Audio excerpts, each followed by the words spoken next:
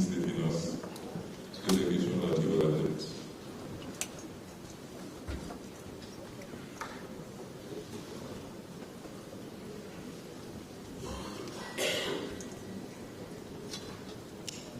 Merci, Monsieur le Premier ministre, de m'avoir donné la parole.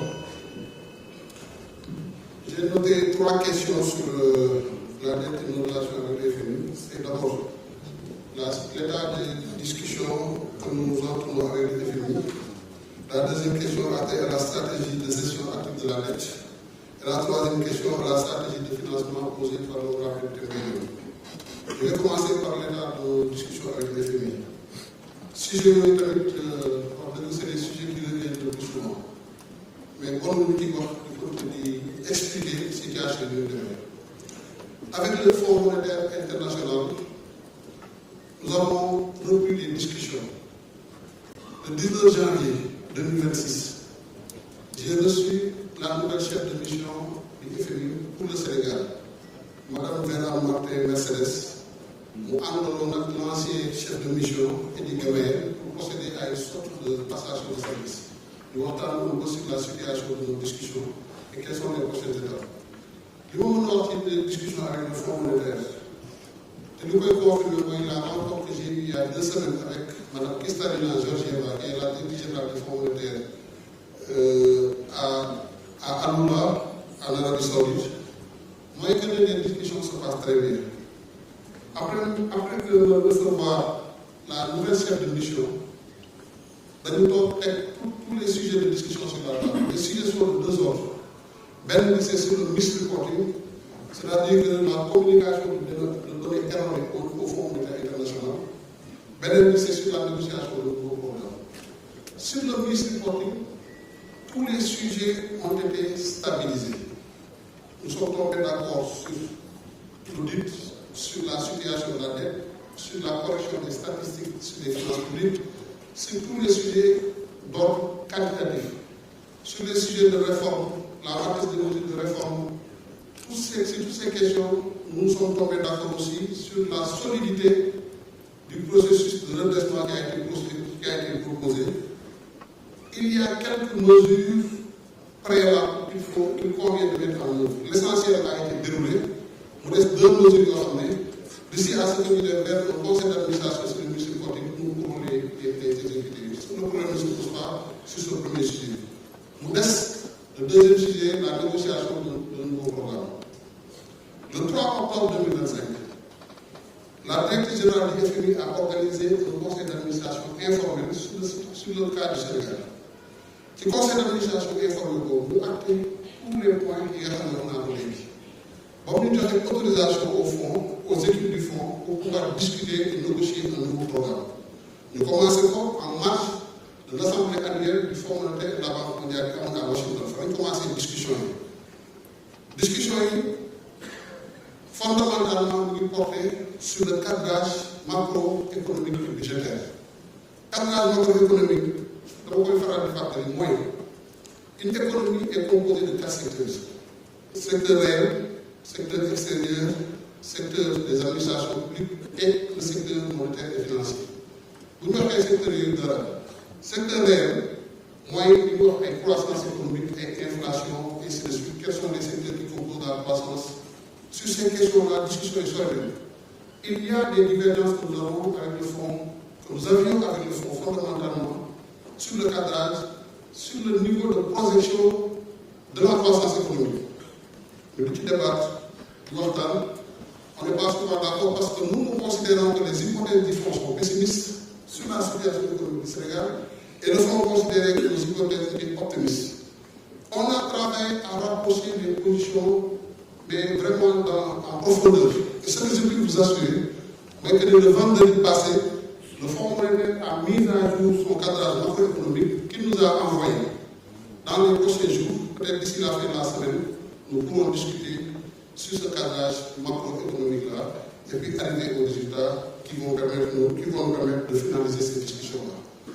Ce qu'il faut comprendre, c'est que le résultat du cadrage macro bien FMI, là où est l'importance, et c'est là où il y a les grands enjeux. C'est sur le volume de financement qui va se dégager une fois qu'on aura accorder nos violons sur le cadrage. Le volume de financement moyen sur le moyen terme, sur 2026, 2027, 2028. Lan mooy xaalis bi nga xam ne moom lañ war a uti sur les marchés pour boucler le financement de notre économie. suñu wutee bu baax ci hypothèse volume de financement boobu day yaatu loolu moo tax effet bi di ñu wax ne il ne croit pas que nous pourrons boucler et assurer et donc lu mu xalaat en termes de solution mooy restructuration. Mais comme nous sommes en train de le faire, si nous arrivons à converger sur l'essentiel des indicateurs du cadrage, lan mooy résultat bi mooy le volume de financement, le volume de besoin de financement day rétrécir dem à des niveaux certainement qui nous permettront de pouvoir assurer le bouclage de ce financement-là. Et donc on voit que les trois questions qui sont posées sont plus ou moins liées. Donc quelle est pour nous la solution? Parce qu'un sujet de dette, il est là, il est réel. Loolu kenn waxuñu ko kenn jàngaluñu ko c'est nous qui avons fait le travail, c'est nous qui avons fait le point sur nos situations de déficit budgétaire, sur nos situations d'endettement. Ñu gis ne le sujet sur la dette est là et nous devons le traiter. Il y a plusieurs moyens de le traiter. Restructuration. Nous sommes contre la restructuration, pas parce que c'est une question bordée, wala dañuy bañ a restructurer. Non, ce n'est pas ça. Nous estimons qu'il y a une solution scientifique, économique et technique qui nous permettent de traiter le sujet de la dette. C'est la gestion active de la dette.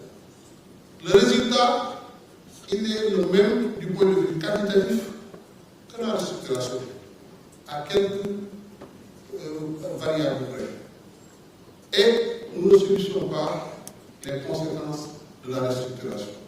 C'est uniquement ça le sujet. Comment on le fait? À travers deux dimensions, deux leviers. Nous avons une dette intérieure et une dette extérieure.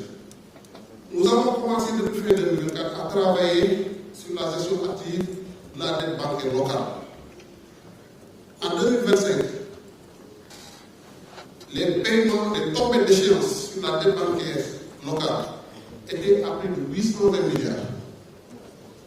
Avec une pression forte sur la liquidité des banques et donc sur leur capacité à financer l'économie.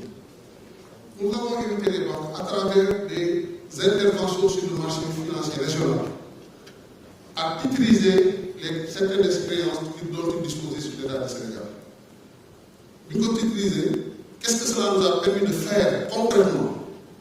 On a pu négocier les termes de financement, améliorer le profil de maturité, gagner de l'espace budgétaire à hauteur de plus de 500 milliards de francs CFA. Rien que sur l'année 2025, la gestion active nous a permis de libérer plus de 500 milliards de francs CFA d'espace budgétaire. C'est exactement ce que nous pouvons faire avec la dette bancaire extérieure. Avec la dette extérieure. C'est quoi? On a une dette qui a un profil, des coûts plus ou moins élevés, une maturité plus ou moins serrée. Ce que nous allons faire, ce que nous allons commencer, c'est de travailler sur des instruments de rehaussement avec des institutions de garantie, MIGA, BAT, ATIDI, ainsi de suite, ces institutions qui sont spécialisées dans la garantie, pour pouvoir racheter, pour pouvoir mobiliser des ressources à des coûts beaucoup plus faibles que les coûts d'endettement que nous connaissons aujourd'hui, avec des maturités plus longues. Maintenant, on fait bon sang, avec un intérêt, un coût de 10, on va faire sur 2 ans. Cette opération va nous permettre, pour les mêmes 100 de dette, de le payer avec un coût moins élevé, un coût de 5 ou 6, puis 24, de manière schématique sous forme d'exemple. Ensuite, on va allonger la maturité. Maturité, c'est le nombre d'années qui est remboursé. Finalement, on va rembourser 3 ans ou 2 ans, on va rembourser sur 6, 5 ans, 7 ans ou 10 ans. Lui, la moyenne, l'amortissement, le service de la dette, des fonds, des paniers bas, ce qui nous permet de libérer des espaces de trésorerie et des espaces budgétaires. Résultat des courses, si nous combinons cet exercice-là avec la discipline budgétaire que nous avons enclenchée depuis 2024, on a connaît pas de 13,8 à 7,8% de déficit budgétaire en 2025. En En 2026, nous serons à 5,3%. Et en 2027, nous serons à 3%. Ce processus de consolidation budgétaire, donc de discipline budgétaire, combiné à ce que nous faisons sur la gestion active de la dette, vont nous permettre de libérer de l'espace, d'améliorer notre profil de maturité. Les indicateurs sur l'horizon de l'AVD sont en train de descendre et au résultat final, nous aurons une dette soutenable sans compromettre les relations que nous avons avec nos créanciers qui ont la confiance en notre pays et nous développons notre programme économique et financier. Merci.